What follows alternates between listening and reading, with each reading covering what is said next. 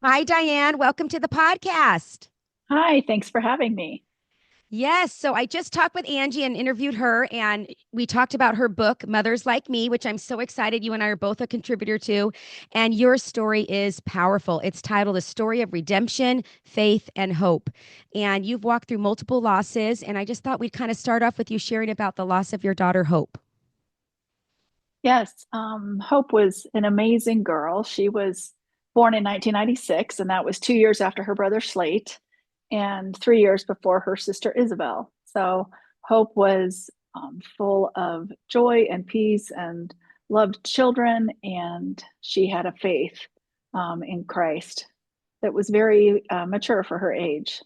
She had grown up her whole life with her dad, my husband, being diagnosed with cancer before she was born. He was diagnosed in 1993, and it taught us how to live our lives so focused on the Lord and appreciating every day. And it teaches you how to just live differently when you get to live in 3 month increments.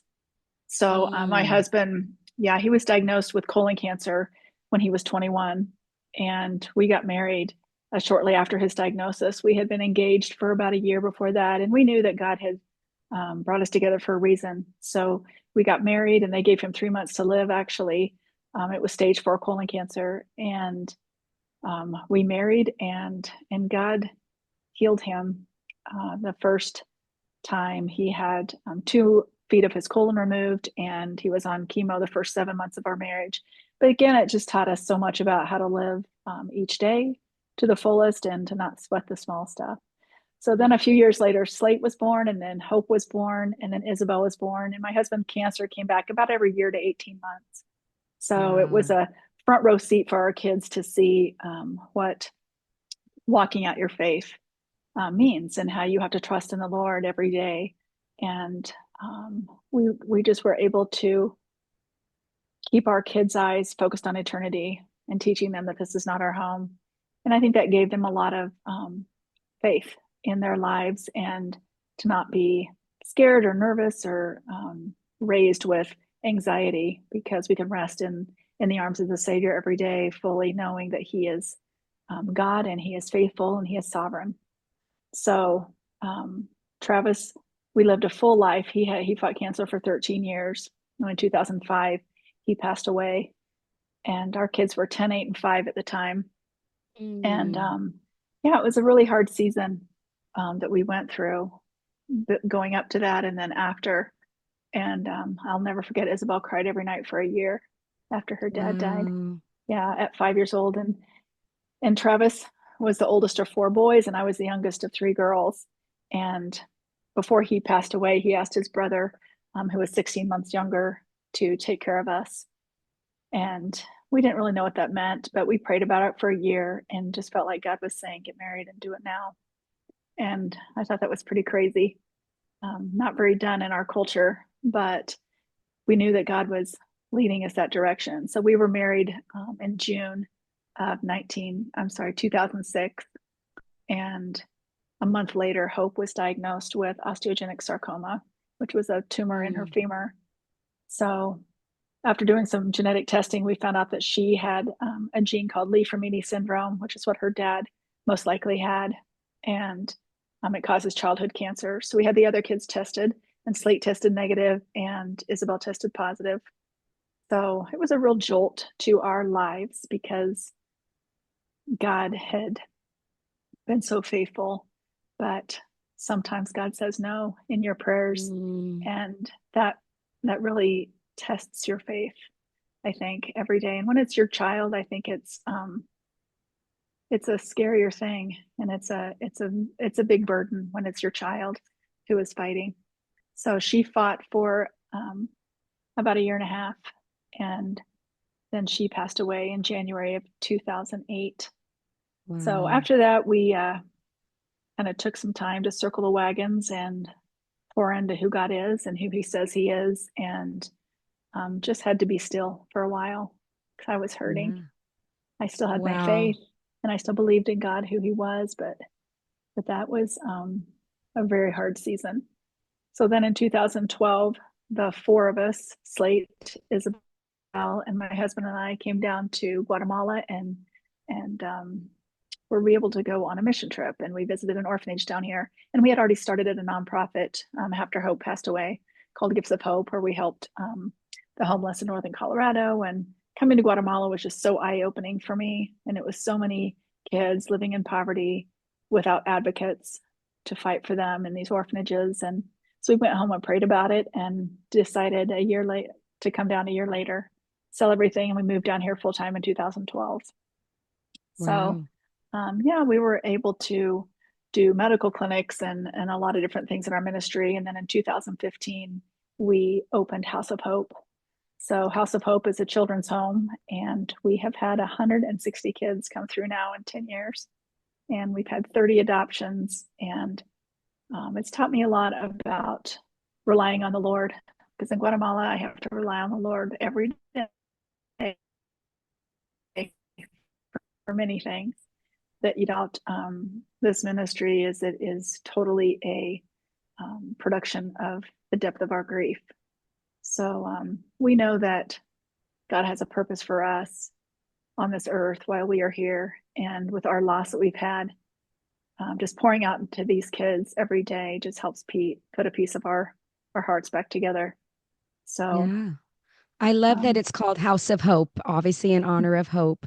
And also the other ministry is called Gifts of Hope. And so I love that you honored her with the names of that. And I think it's interesting that you shared in your story that there's perspective and perseverance, these two words God was kind of teaching you through the loss of your husband. And I think that those same two things were taught to your kids, as they watched you guys live this out and pray. And like you said, it was every couple months, not sure what was going to happen. And then to have this diagnosis happened for your daughter, she had already seen you live out what you do when the rug's pulled out from under you and it's not what you had hoped or desired. And so I love that her faith was so strong. And I can't even imagine having that, the loss of a husband and the loss of a daughter.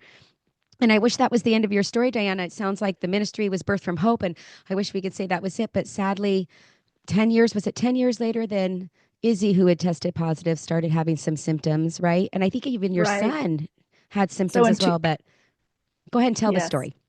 yeah, in 2018, we were going full bore with our ministry, and we had just started um, looking at different places to have a farm and looking all these things. And we had got to adopt our son Max back in 2015 also, and just going along, doing our thing. And Slate called me one night. He was a second year law student at CU, and Isabel was at Liberty University her sophomore year. And he called me one night and said he'd been tired that week, so he went to the doctor, and they did some blood work. And it was Friday night at like 11 o'clock. And the lab had called him and said, "You need to go to the hospital right away." And he called me in Guatemala, and my husband had just boarded a 15-hour flight from Mumbai. He was there doing a mission as well, and Slate gave me the number to the lab, and so I called them and I asked them, with this white cell count, is this leukemic? And they said yes. And it was the Wow. most surreal moment in my life, because he was my healthy kid. He didn't Right. have the gene. So I flew to Colorado the next day, and he was in the ICU, and um, they diagnosed him that day with ALL, leukemia. So our world was just once again blown apart, basically. And then Isabel had been at Liberty, and she wanted to come home, of course, because when we do cancer, we do it together as a family. And we kind of circle the wagons again. And so she came home. My sister went and got her and brought her back here because she'd been sick. She'd had walking pneumonia and was struggling too. And came back, and within a week from Slate's diagnosis, she had a nosebleed and went in for some tests and was determined to have leukemia as well. So a Wow. week after Slate was diagnosed, then Isabel was diagnosed. And Slate started chemo. They both started chemo. 30 days of just the most brutal chemo I've ever seen in my life. And I'd seen quite a bit of chemo. Um, and then in 30 days, he went into remission, which sounds great, but then it's four, three and a half more years of chemo for him. So Wow, that he had much. to, Wow. yeah, he had to stop doing law school for a year, and it was just a brutal treatment. And then Isabel, she did the same treatment, and in 30 days, she did not go into remission. So then she did two different CAR T cell transplants the next year, and was able to, live life. She loved to go to Kanakuk camps in the summer, and so she went there and worked in the office and got to continue her life that summer. And then in the fall, she the leukemia had come back, so she went to transplant in October, and she was in the hospital for 76 days in the ICU, and then she went home to be with the Lord Mm, in February 21st, 2020. And I'll never forget when she crawled up on the table to be intubated, before she went in the ICU. She told me, "Mom, I'll do this for you, but I'm ready to go." mm, When you hear that from your child, I was so grateful for her faith and for her obedience. But I wanted her to live. right. She was Oh, my I'm best so friend. sorry. Yeah, Hmm. thank you. So she died Diane, right oh my before. goodness. Keep going. I'm sorry. That's okay. She died right before the world shut down with COVID. Wow. So that gave us some time to just be still again, and the whole world stopped. It felt like, although our life absolutely stopped at that point, and Slate was home. He came home to do treatment again, and then he finished his treatment and finished law school, and we're so grateful for his healing, and he just knows his life has purpose. Everything he Mm, does is a decision that he makes, knowing that he got to live, which is a powerful thing. And yeah. tomorrow we're getting ready to have our first grandbaby. Ah, that's exciting, Diane. I didn't know. Slate's Yeah. having a child. Yep, Is yep. His wife is oh, having a C-section tomorrow. So, oh, it's just Diane, such my this, heart is so happy to hear that. yeah, this surreal moment of, we are here and this life is a mist for all eternity compared. So, focusing every day on doing things that matter is part of the way Yes. I get through my grief, and pouring out to other people is the key to Yeah. um, taking one day at a time. Yeah, your story is so powerful. When I read the chapter, my heart was just like, you know what? I don't know. After the first loss, I was like, okay, God, I'll turn to you. After the second loss, okay, God, I'll turn to you.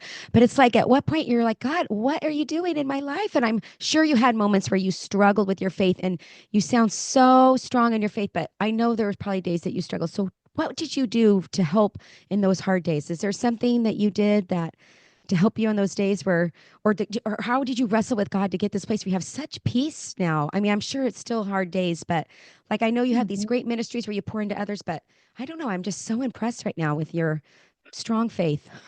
Oh, it is only Jesus for sure. But Mm, I think the big key for me, is to spend time at the well every morning.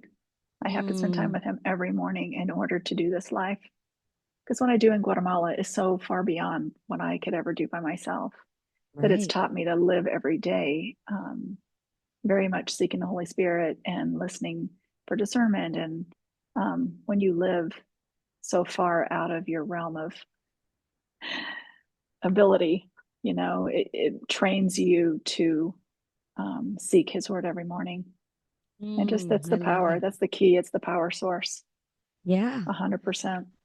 Tell me about your ministry in Guatemala. I love, first of all, that I think for some people, they could get bitter after so much loss or just say, I'm just I just struggle, but you've turned it into this beautiful way to bless others. And one of the stories she talks about stories of faith and hope, right? And I feel like, that was your daughter's name, Hope, but you've started such a hope-filled ministry for these children in Guatemala. So tell us a little bit about House of Hope. And then I know the farm was named after your other daughter. Tell us a little bit about that.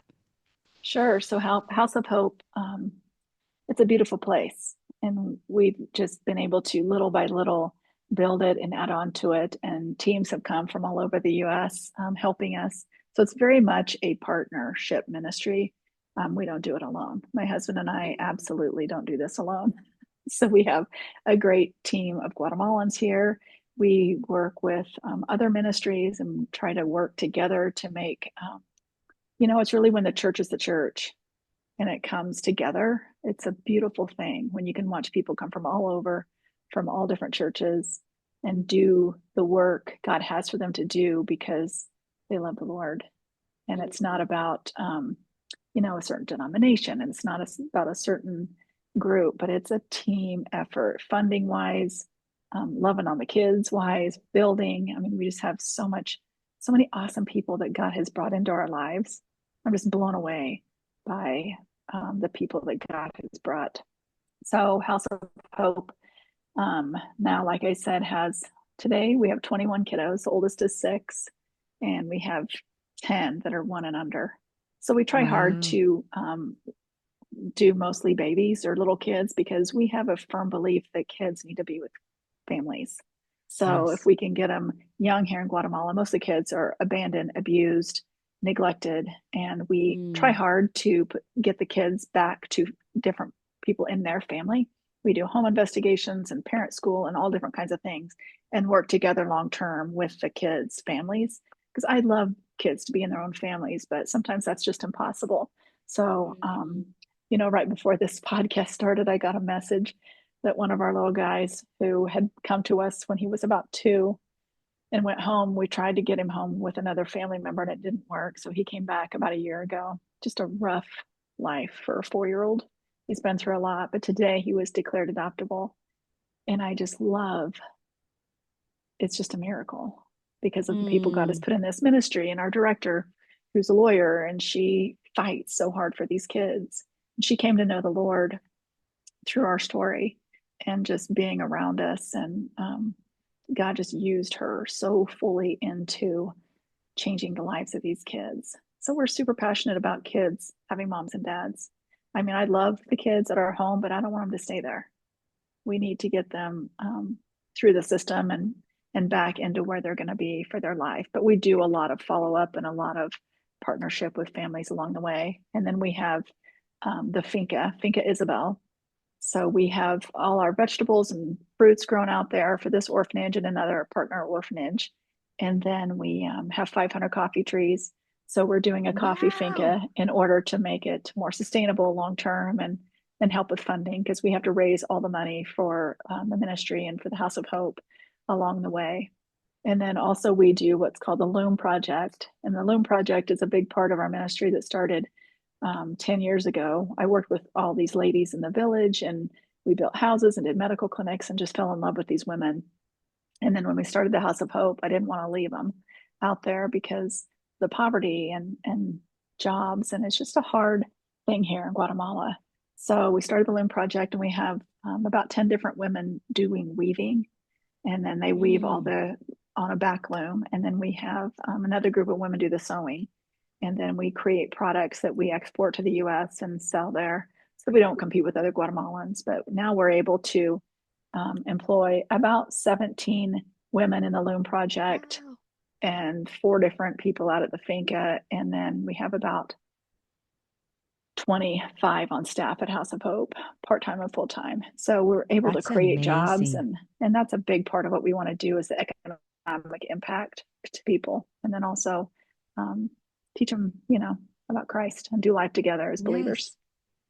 It's a beautiful way to have community. And I love that you're helping these women. Now, tell me if we wanted to find out more about these things that are available. Is there a website that you sell these loan Uh-huh. projects on? Yep. So if you go to houseofhope.life, then it has our different tabs of our different ministry part things that we do here. So you I can get love on that way. I love that. And I think you're doing amazing things. And I just, I know your faith is strong and I know you've walked through a lot. And let's say someone's listening right now and they're just right at the middle of that heartbreak or just the beginning, I should say, of the heartbreak. What advice, you said you had moments where you guys would gather to family and be still. And what were some of the things that really helped at the beginning? Was it journaling? Are you someone that likes to write things out, talk? Uh, I don't know. I just love to hear practically if there's anything you Sure. can share to help someone. I mean, it took a while for me to accept Angie's invitation to do the Moms Like Me, but um, going through that and being with other moms is very helpful. I think there's Mm. a book called Holding On to Hope by Nancy Mm. Guthrie. it's a really good study about her journey. And then also it has a study of Job in the back of it that I've done Oh, multiple that's good. times. Yeah, I mean um, the book of Job is pretty close to my heart. I've studied it extensively. And, the biggest impact of that is when God answers him in the end of that book. So I have to really think about um, when you go to being mad at God and complaining and things, and God's response to Job in that was pretty sobering, and Mm, and it was very impactful as far as my way of thinking and what is fair and what I deserve in this world. mm, So I highly wow. recommend that for sure. I love book recommendations. That's one of my favorite questions to ask. So I love that you just shared that. And I am just so amazed at this ministry that you have in Guatemala and just the way you're loving on kids. Again, I never, we don't understand God's plan in life, but think of all the kids you're blessing and loving on and kind of like being a mother figure too and placing them in homes. Do you guys do adoptions internationally? Is it just to people in Guatemala? International adoptions are closed in Guatemala. So we're not Okay. able to do that at all. You have to have your residency in Guatemala, and that's how my husband and I have been able to adopt. We have three adopted kids now. Oh, you have three now. Okay. Yes. That's Yeah. that's We got, amazing. we adopted two more girls in the last, about 2 years ago now. I love that. Well, Yeah. your heart for other people and helping those that are hurting or having a hard life, like the one you said that, went back to his home and then he had to come back and the 4-year-old. I just see your heart for people that are hurting. I think that when we go through grief and we go through suffering, God gives us this beautiful empathy and compassion for others that are hurting. And I see him redeeming all the pain and loss through these ministries you've started in a beautiful way, Diane. I know it doesn't take away the pain, but it does bring purpose to it. And I love that you've shared so much hope today on this episode. And so thank you for sharing your faith and hope through your loss. It's been beautiful. Thanks for being on my podcast. Of course. Thanks for letting me share.